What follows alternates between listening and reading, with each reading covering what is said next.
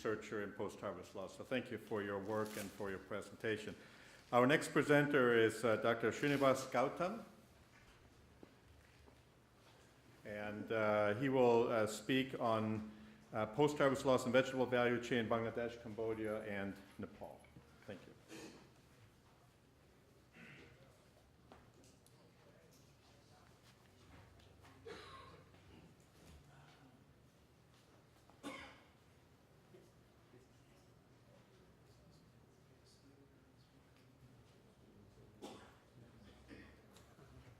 Thank you. Good morning, everybody. I'm going to present some of the highlights of the need post-harvest niche assessment studies that we did in 3 countries in Asia under the USAID-funded Feed the Future program.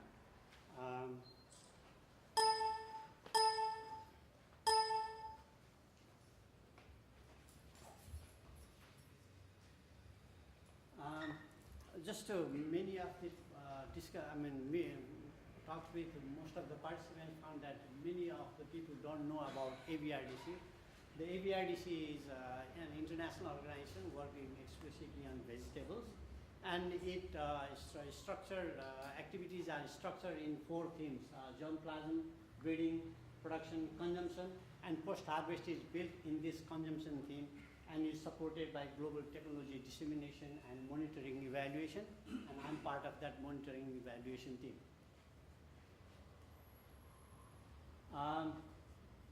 To be frank, AVRDC new in post-harvest. We, in 2010, completed a project with ADB, and then now we have a project running with USAID-funded project in 6 countries, 3 in Africa and 3 in Asia, with the 3 major objectives of assessing the post-harvest needs, and adopting or generating or customizing post-harvest technologies to suit the local needs, and building post-harvest capacities in these countries. So, even though there are 4 Feed the Future countries, our programs are the post-harvest activities are in Nepal, Bangladesh, and Cambodia. We selected 2 districts in Nepal, 2 districts in Bangladesh, and 2 provinces in Cambodia, and studied 4 vegetables.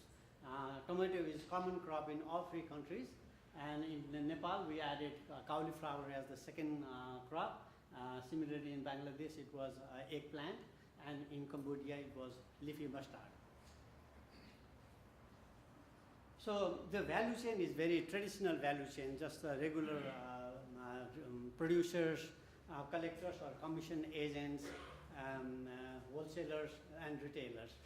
Not much value addition in the value chain, even though we call value chain, there is very limited processing, almost none, and mostly the actors are dealing with the fresh produce, and these are local to maximum regional value chains. The reason, all the value chains in Nepal are not like that, but the Feed the Future area is in the western part of the Nepal, which is less commercialized than the east. So this is the thing. And this is the same in Cambodia and Bangladesh also. But there is difference in the flow of produce. There is a difference in the flow of produce through the various value chains. In Nepal, 51% of the farmers sell to the wholesalers directly, because these areas are smaller areas, smaller production pockets supplying to the nearby wholesalers. Whereas in Cambodia, most of the farmers sell to the collection agents, and they directly sell to the retailers.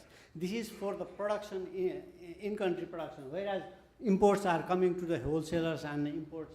These are, all 3 countries are net importers of vegetable as of till now. In Bangladesh, there has been significant progress in import reduction.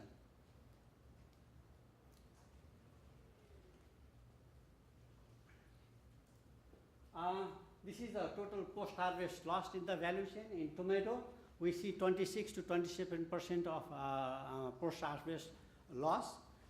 And there is, in Nepal, just 2% is lost at the farmer's level. That is what they say during our interview. We find that it is higher than what they say.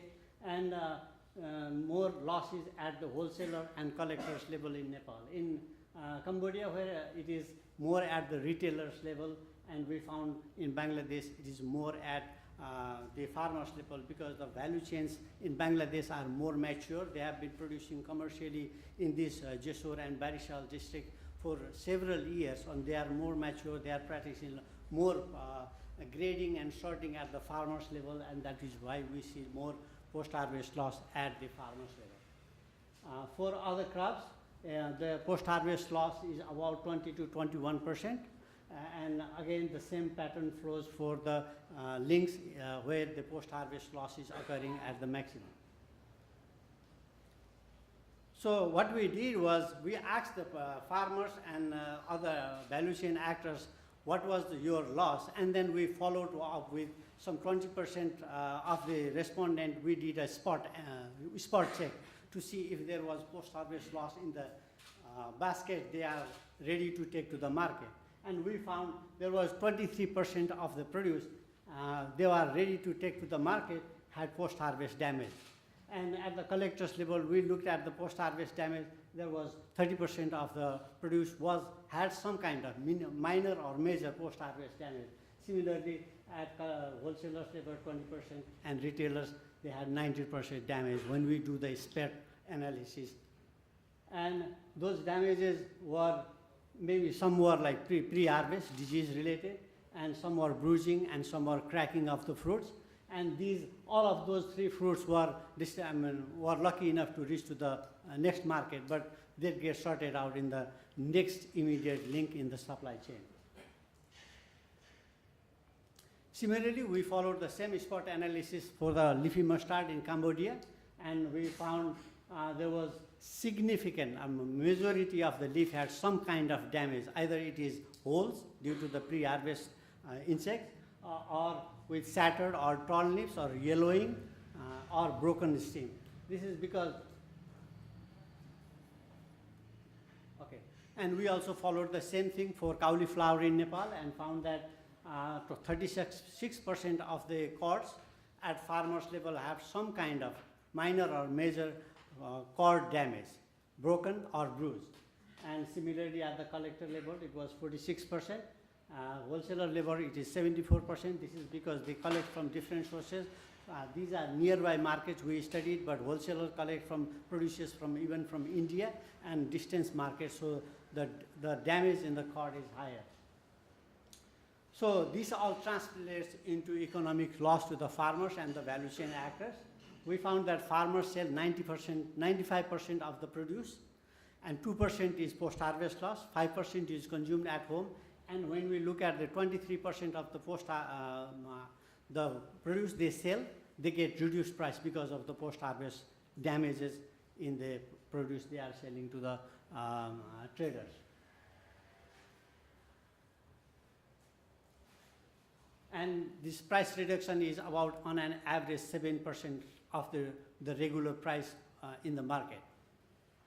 And when we calculate the loss, farmers have 4% direct economic loss due to post-harvest loss or reduction in the quality. This is only direct. There is other indirect coming from when the traders pay the price. They already account for the losses. They will see in the farmers' produce supplied by the farmers. That is not factored in this. So at the traders level in Nepal, I'm just presenting Nepal. We have done this for Cambodia and Bangladesh also. Traders, Nepal have higher economic loss compared to Cambodia and Bangladesh, because the loss in Cambodia and Bangladesh is more at the farmers level. There is a little bit sorting going on there, but in this area in Nepal, there was a very limited sorting, and they were taking everything they produced to the market, even with insect holes in the fruits. So it looks like $17,000 per trader in an annual basis is the total post-harvest loss. These traders are businessmen. They are therefore make profit. So that loss is somehow captured by providing reduced price to the farmers. So there is indirect loss to the farmers in that way.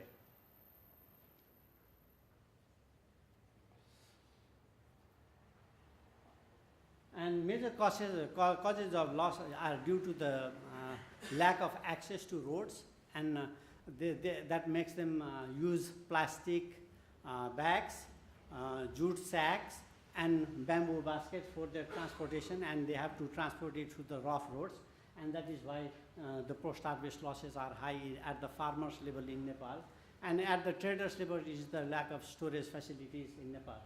In Bangladesh, again, same thing, the post-harvest, the same jute sack, plastic bags, and bamboo baskets are used for transportation and packaging. And in Nepal, this is the way leafy mustard is transported in a motorbike. They make a pile and they sometimes have to cross the ferry, and that is how they are packing, and that is why there is significant steam, broken steam and shattered leaves. And also in Cambodia, you don't see jute sacks, but plastic bags are used most commonly for packaging.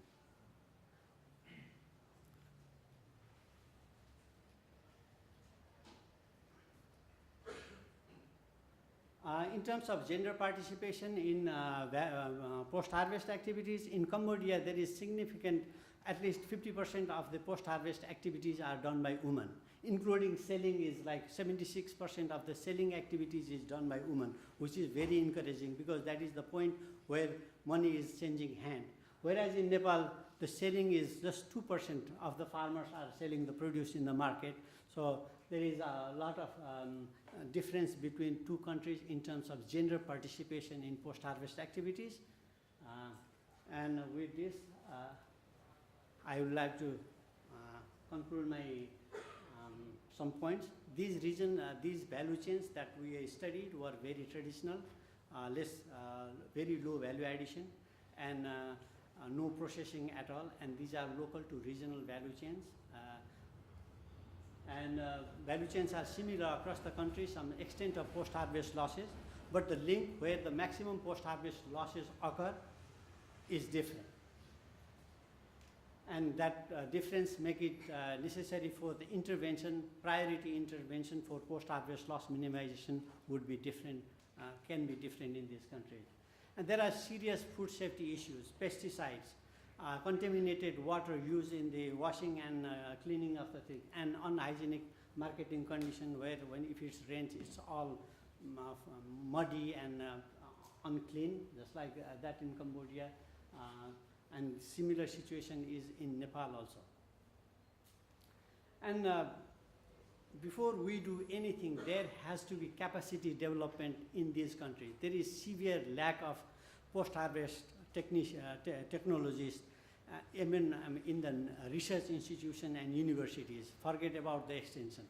And so we started with the funding from USAID. We gave some equipments to the universities so that students can start using these equipments, try to build up their post-harvest research capacity. And there has to be some very strong support for post-harvest capacity building before we can address these post-harvest loss issues in this country. And yes, post-harvest reduction can potentially help small farmers because majority of the farmers said, 80% of them said major source of their income is from vegetables. So any reduction on post-harvest can help in poverty reduction initiative most of the organizations are trying to do. With this, I complete my presentation.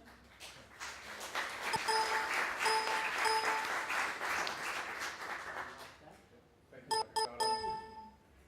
Question? Any question? I'll take questions and suggestions. Go ahead. I just wanted to know whether you have adopted the method of FAO of, you follow up the same quantity from harvest to the store, the same quantity you are evaluating was? No, what happened was that most of the produce from farmer to collectors is the same produce.